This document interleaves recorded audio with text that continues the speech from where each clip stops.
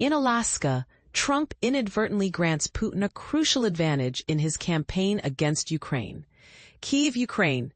It wasn't the applause, the luxurious red carpet, the ride in the presidential limousine, known as the Beast, or even the honor of speaking first at the podium that constituted the most significant gifts bestowed upon Vladimir Putin during the Alaska summit. Instead, the most valuable offering from President Donald Trump to his Russian counterpart was time itself. The outcome of Russia's military endeavors will be assessed in just a few weeks. Putin has until mid-October, when the weather turns colder, the ground becomes softer, and military advancements become increasingly challenging. This gives him a full 2 months to transform what has been a painfully slow and costly series of minor territorial gains in eastern Ukraine into something more strategically advantageous. Almost daily, another settlement falls under Russian control. The secondary sanctions that Trump has threatened, penalizing those who purchase Russian oil and gas, have been backed away from twice and would not halt Putin's military operations this year. However, they have undeniably increased pressure on him, evidenced by calls from leaders in India and China, which may have influenced his decision to meet with Trump in Alaska, where he was received with open arms. Putin is not keen on sustaining a prolonged military campaign while facing economic pressure from his two primary energy customers, who are also feeling the sting of U.S. tariffs. Thus, he is eager to make progress on the battlefield, yet he remains frustratingly slow at the negotiation table.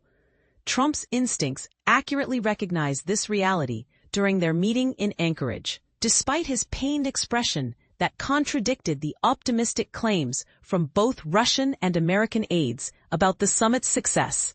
Establishing a friendly rapport with another president, complete with applause in a limousine, does not equate to genuine diplomatic progress, and Trump likely understood this. In reality, the Alaska summit did not turn out as poorly for Kyiv as it could have. Ukrainians were subjected to a relatively brief revisionist history lecture from Putin at the podium, where he reiterated the notion of Ukraine and Russia as brotherly nations, despite the ongoing nightly air assaults that result in the deaths of Ukrainian civilians. However, there were two notable positives for Ukraine. Firstly, Trump and Putin did not hastily concoct a whimsical real estate-style peace agreement that favored Moscow while lacking in detail, as many had feared. In fact, no agreement emerged at all.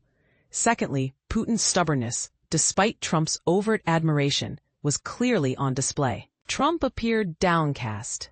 There was no lunch, no questions from the press, no unequivocal acceptance of a return invitation to Moscow, and even a suggestion in an interview with Fox News that he regretted agreeing to speak with host Sean Hannity. By the end of the meeting, it seemed Trump was reluctant to be there, and Putin may have miscalculated by making him feel that way.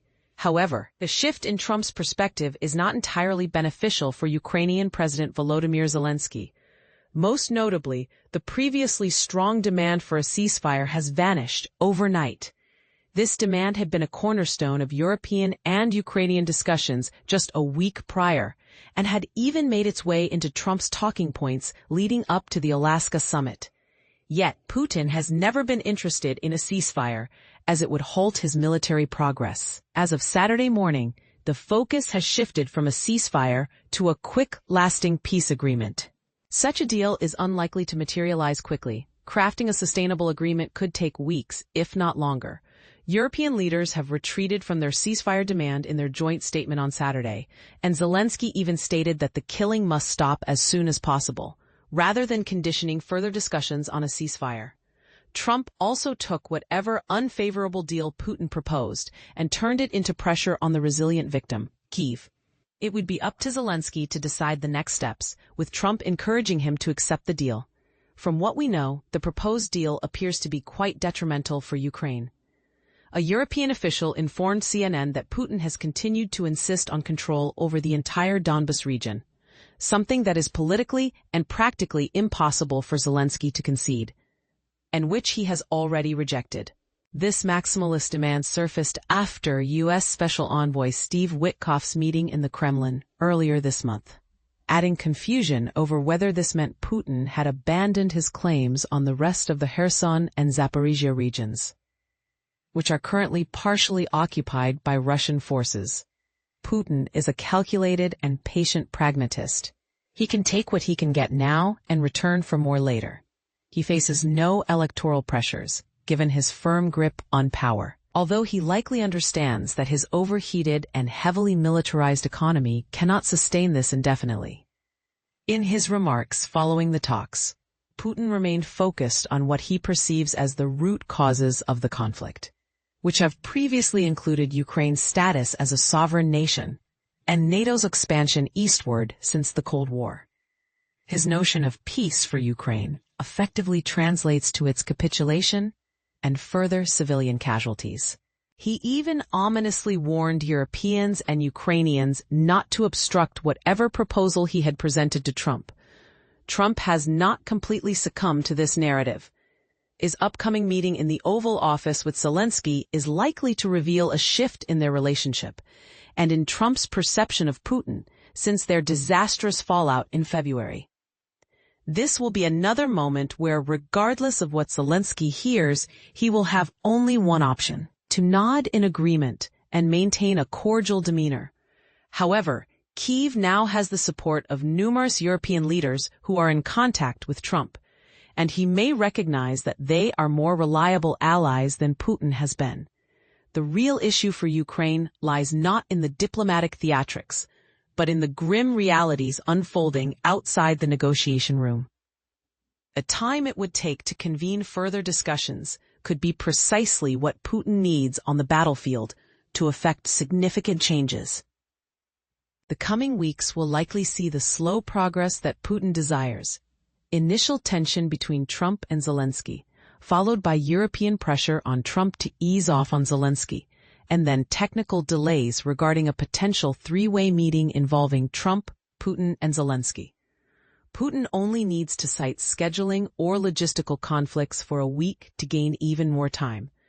If a trilateral meeting does occur, it risks repeating the same cycle. Putin makes unreasonable demands that Ukraine cannot accept. Trump pressures Zelensky to agree to them for quick gains, and European leaders remind Trump that Ukraine's security is also their concern. And then the cycle continues. Time is a critical resource for Putin in his quest for conquest. Trump is reluctant to squander it without achieving tangible results.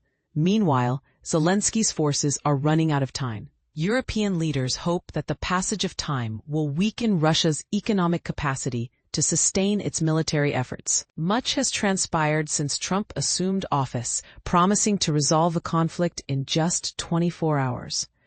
While he has clearly become more astute regarding Putin than he was in February, the fundamental dynamics and demands of this war remain largely unchanged.